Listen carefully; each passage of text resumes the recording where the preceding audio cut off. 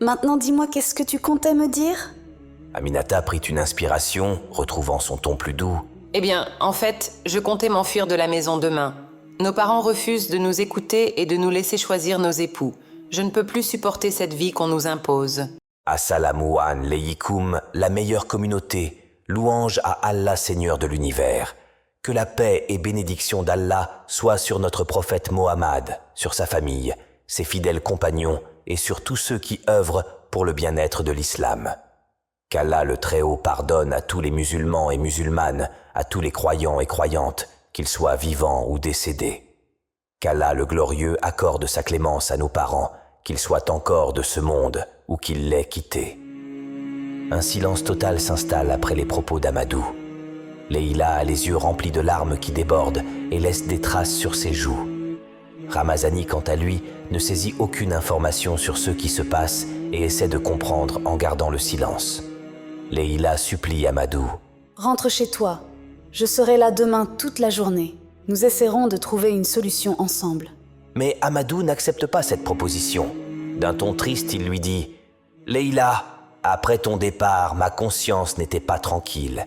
J'ai beaucoup réfléchi à cause de l'acte abominable que nous avons accompli. » Leïla, estomaquée, lui répond d'un ton un peu déçu. « Mais Amadou, qu'est-ce qui te prend?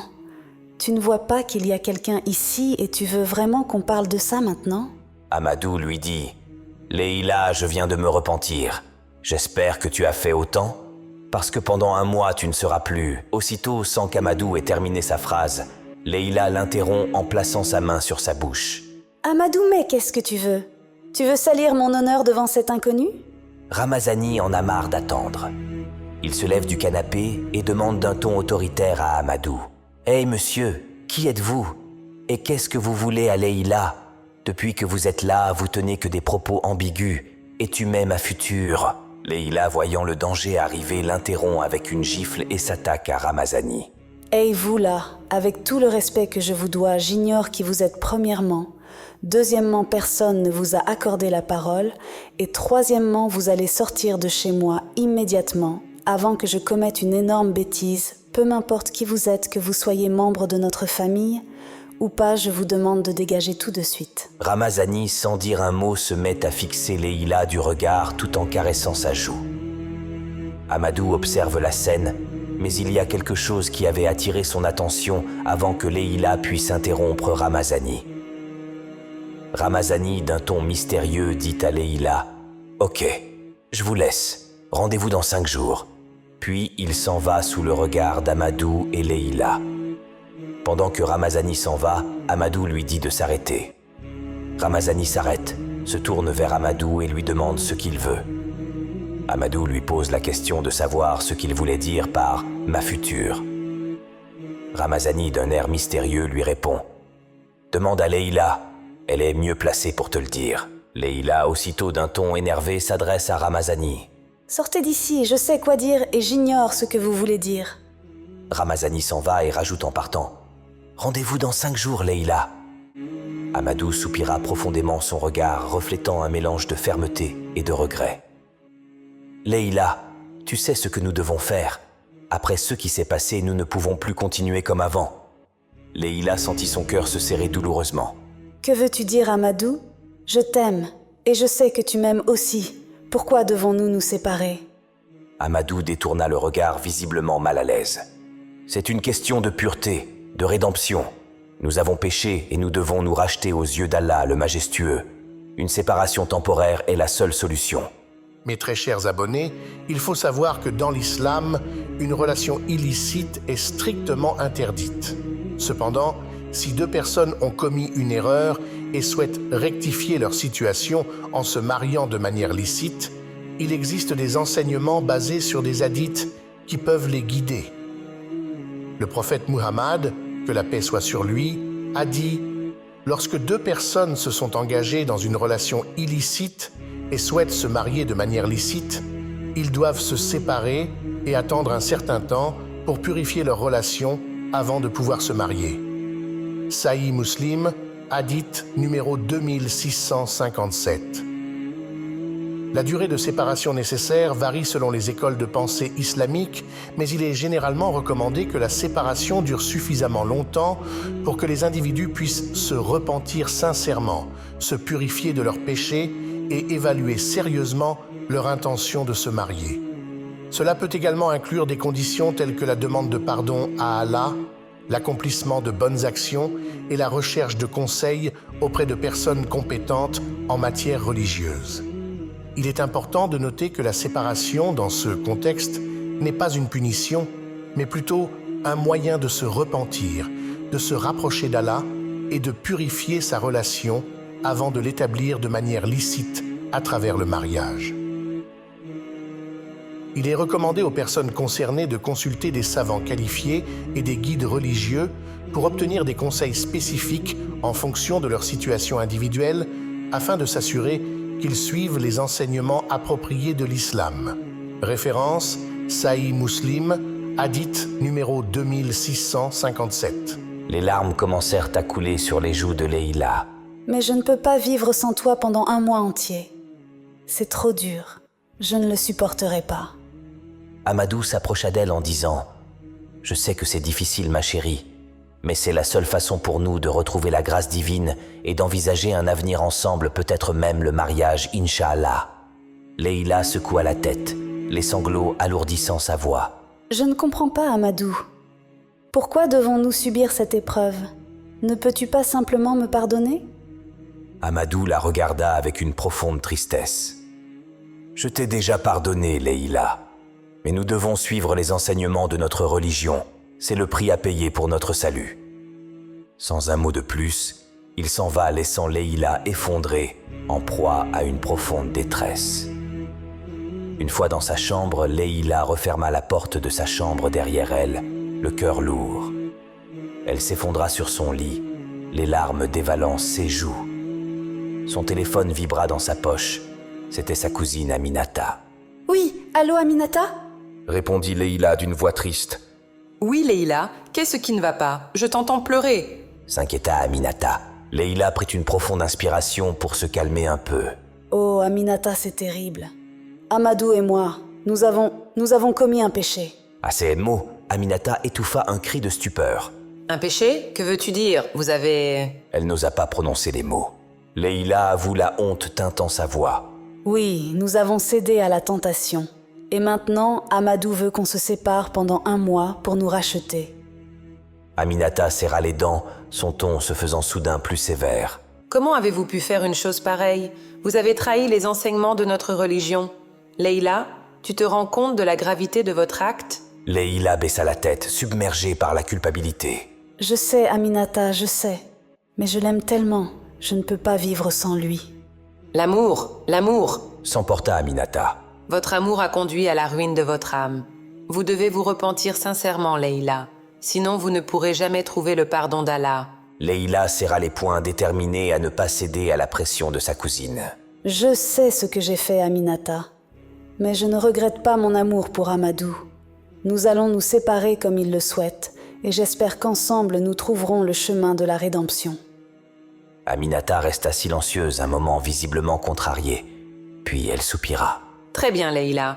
Mais n'oublie pas que tu dois te racheter entièrement, car ton salut en dépend. » Leïla hocha la tête. « Je le sais. Maintenant, dis-moi, qu'est-ce que tu comptais me dire ?» Aminata prit une inspiration, retrouvant son ton plus doux. « Eh bien, en fait, je comptais m'enfuir de la maison demain. Nos parents refusent de nous écouter et de nous laisser choisir nos époux. Je ne peux plus supporter cette vie qu'on nous impose. » Leïla écarquilla les yeux, soudain remplie d'espoir. « Vraiment? Oh, Aminata, si tu pouvais venir me chercher, je partirais avec toi. » « Bien sûr, ma chérie. Compte sur moi, Inch'Allah, je viendrai te récupérer demain. Ensemble, nous trouverons un moyen de vivre notre vie comme nous l'entendons. » La rassura Aminata.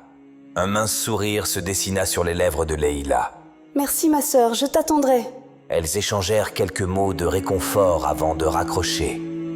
Leïla se sentait un peu plus légère, décidée à prendre son destin en main aux côtés de sa fidèle cousine. Le soleil se lève sur la capitale française, baignant les toits parisiens d'une douce lumière matinale. Les parents de Leïla et Mia sont déjà de retour à la maison. Leur fille Benjamine Mia, toujours malade. Malgré leurs efforts, ils n'ont pas trouvé de solution à cette mystérieuse maladie qui la tourmente depuis des années. Oumar, visiblement pressé, s'active à préparer ses affaires pour un voyage imminent au Mali, plus précisément à Bamako. Leila vient à peine de se réveiller d'un sommeil agité rempli d'épreuves et d'événements troublants qui pèsent sur sa conscience. Elle vient trouver ses parents dans une atmosphère tendue. Ne saisissant pas ce qui se passe, elle demande à son père d'un ton inquiet. « Mais papa, vous allez quelque part ?» Oumar, absorbé par ses préparatifs, répond à peine. « Leila, aide-moi au lieu de poser des questions stériles. » Déconcertée, Leila quitte la chambre de ses parents et se dirige vers la chambre de sa petite sœur Mia. Une fois devant elle, l'état de Mia est vraiment critique. Prise d'inquiétude, Leila demande à sa sœur d'une voix attristée et inquiète. « Mais Mia, qu'est-ce que tu as, ma sœur ? Hier, j'étais sortie et je t'avais laissée en parfaite santé. Et à mon retour, j'apprends que tu as été hospitalisée. Qu'est-ce qui t'arrive ?» Mia, à cause de son mal de gorge, n'arrive pas à répondre. C'est alors que leur mère Kani entre dans la chambre et dit à Leila « Leila, ta sœur ne pourra pas te répondre. Ton père voyage avec elle pour le Mali, la fois dernière lorsque cette maladie avait fait surface. Mia s'était fait soigner au village par votre tante Tata Solution. » Leila, connaissant les pratiques obscures de sa tante, rétorque avec une voix chargée de désespoir. « Mais maman, Tata est complètement à l'opposé des enseignements islamiques. Ce qu'elle fait, c'est de la sorcellerie. Pourquoi ne pas prier pour Mia au lieu de l'amener voir cette sorcière ?»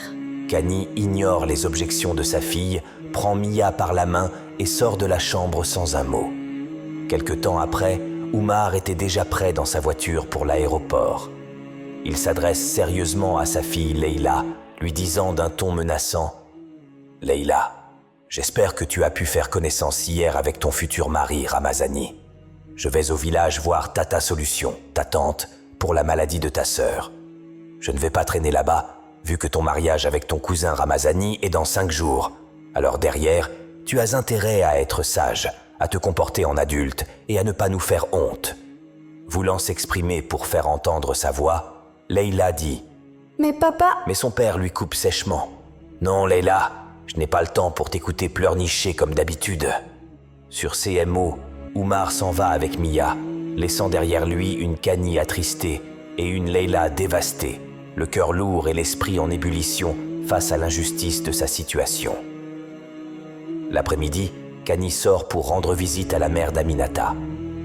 Derrière elle, Aminata arrive discrètement chez Leila, déterminée à fuir les traditions oppressives. Elle porte quelques affaires et un regard résolu. Une fois à l'intérieur, Aminata aide Leila à rassembler ses effets personnels pendant que Kani est absente. Leila, le cœur battant à tout rompre, finit par empaqueter tout ce qu'elle peut. Les 2 cousines se glissent dehors et montent précipitamment dans un taxi. La tension dans le véhicule est palpable, chaque minute semble une éternité. Finalement, elles arrivent à la gare. Aminata, toujours aussi résolue, entre dans le train avec assurance. Leila la suit et en voulant entrer dans le train, soudain quelque chose de mystérieux se produit. Leila s'arrête net, son visage change, sa personnalité semble altérée. Son regard devient distant, presque froid, d'un ton sec elle annonce « Aminata, désolée mais je ne vais plus te suivre. Je reste à Paris. » Aminata, estomaquée, lui demande incrédule. « Mais meuf, tu es sérieuse là ? Qu'est-ce qui te prend tout d'un coup, Leila ?» Leila, telle une marionnette, répond mécaniquement « Aminata, j'aime Ramazani et je vais me marier avec lui. » Aminata, frappée de stupeur, crie à haute voix dans le train, les mains posées sur sa tête. A'udhu billahi minash shaitani rajim. Les portes du train se ferment avec un claquement final, emportant Aminata loin de cette scène surréaliste. Leila reste seule sur le quai avec ses affaires, le regard vide, comme si son esprit avait été arraché. Aminata l'observe depuis la fenêtre du train qui s'éloigne, le cœur lourd et l'esprit en ébullition, se demandant ce qui a bien pu arriver à sa cousine. Et ainsi, mes chers frères et sœurs, que se termine notre 6e épisode de notre récit « Mariage forcé ». Ô vous qui avez cru, craignez Allah. Que chaque âme voit bien ce qu'elle a avancé pour demain. Et craignez Allah, car Allah est parfaitement connaisseur de ce que vous faites. Coran, sourate 59, verset 18. Abonnez-vous pour ne rien manquer. Ensuite, commentez, likez et partagez pour nous soutenir car on a vraiment besoin de votre soutien. Que la paix de l'Éternel Dieu soit sur vous tous.